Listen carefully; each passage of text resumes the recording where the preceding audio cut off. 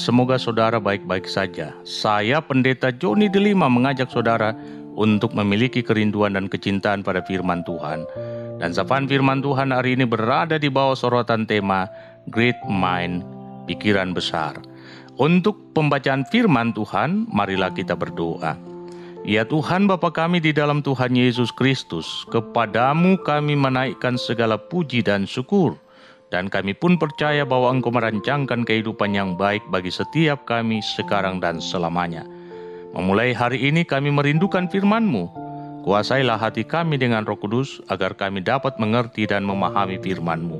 Demi nama Yesus Kristus kami berdoa. Amin. Firman Tuhan, Pengkhotbah pasal 11 ayat 1, 4, dan 6. Lemparkanlah rotimu ke air, maka engkau akan mendapatkannya kembali lama setelah itu. Siapa senantiasa memperhatikan angin tidak akan menabur, dan siapa senantiasa melihat awan tidak akan menuai. Taburkanlah benihmu pagi-pagi hari, dan jangan memberi istirahat kepada tanganmu pada petang hari, karena engkau tidak mengetahui apakah ini atau itu yang akan berhasil, atau kedua-duanya sama baik. Saudaraku, apakah saudara mengenal Franklin Delano Roosevelt? Ia adalah Presiden USA yang ke-32 dan satu-satunya Presiden Amerika yang terpilih 4 kali dalam masa jabatan dari tahun 1933 sampai 1945.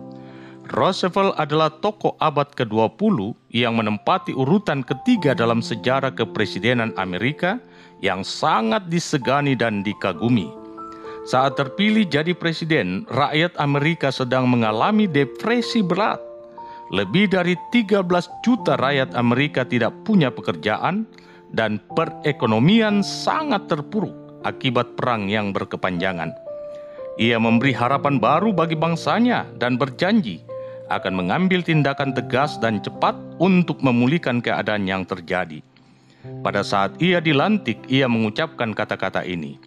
Salah satu yang harus kita takuti adalah rasa takut itu sendiri.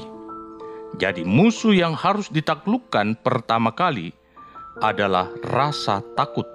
Sebab perasaan ini akan membuat seseorang tidak dapat bertindak dalam mengambil keputusan untuk hidup dan masa depannya.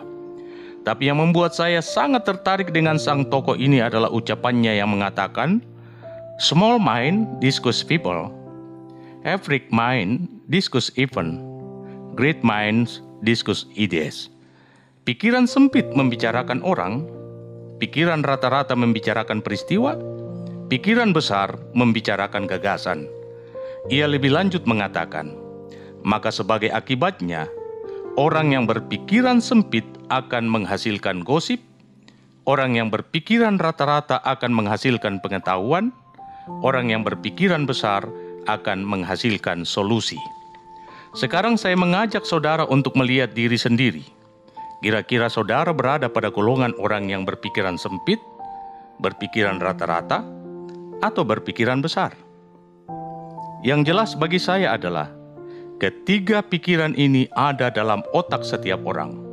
Tetapi yang jadi masalah adalah pikiran mana yang lebih mendominasi hidup saudara. Kalau setiap saat otak saudara dipenuhi dengan pikiran sempit, maka saudara akan selalu asik dengan mengurusi orang lain. Dan saudara tidak akan menghasilkan apa-apa selain pertengkaran, percekcokan, dan bahkan perkelahian. Tetapi bila pikiran besar yang mendominasi hidup saudara, maka saudara akan terus proaktif menemukan terobosan-terobosan yang baru dalam menyelesaikan setiap masalah.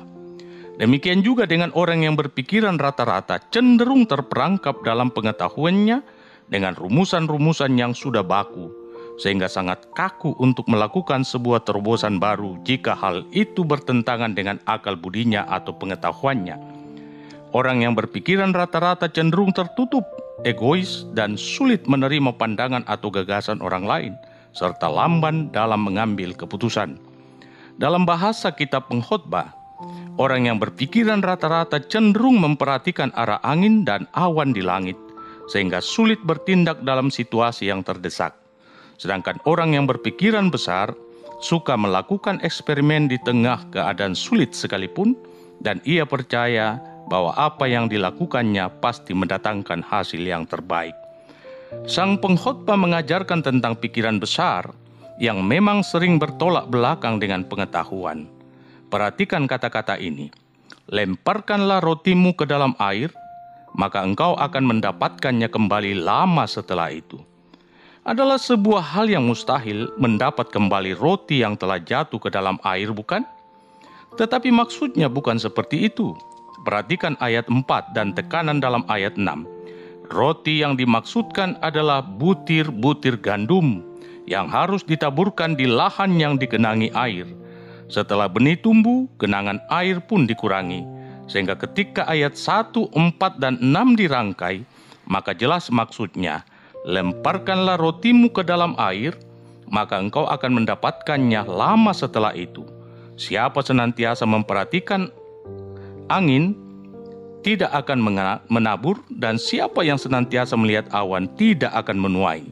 Taburkanlah benihmu pagi-pagi hari, dan janganlah memberi istirahat kepada tanganmu pada petang hari, karena engkau tidak mengetahui apakah ini atau itu yang akan berhasil, atau kedua-duanya sama baik.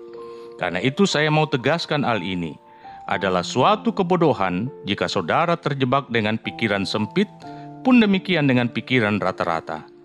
Allah mau saudara lebih dari itu, yakni berpikir besar tentang makna hidup dalam roh takut akan Allah, maka saudara dapat melakukan banyak perkara besar.